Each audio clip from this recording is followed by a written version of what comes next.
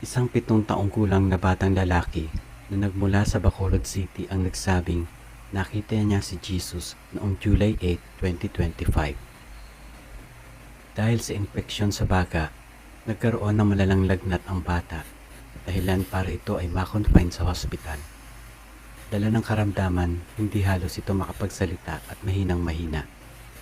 Isang araw, nagulat ang kanyang ina nang magising siya at sinabing, "Mama, nakita ko si Jesus, nakaputi siya at may liwanag sa paligid niya. Sabi niya, gagaling na ako." Bagamat nagulat ang kanyang ina, labis naman itong ikinatuwa ng buong pamilya.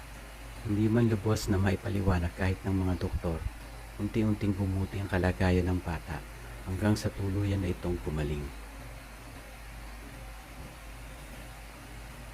Sa malayong lugar ng General Santos City, isang 6 na taong gulang na batang babae na nasa bingit ng kamatayan ang nagsabing nakita niya si Jesus noong July 5, 2025.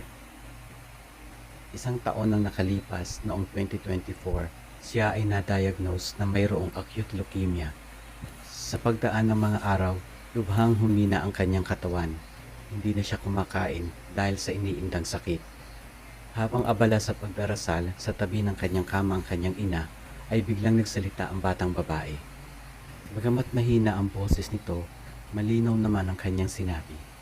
"Mama, nakita ko si Jesus, nakaputi siya at nakangiti.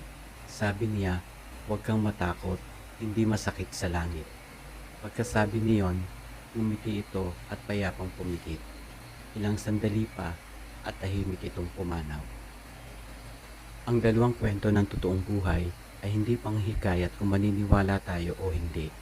Dahil may kwento mang ganito o wala, kung matibay ang ating pananampalataya, mananatiling malakas ang paniniwala natin kay Jesus.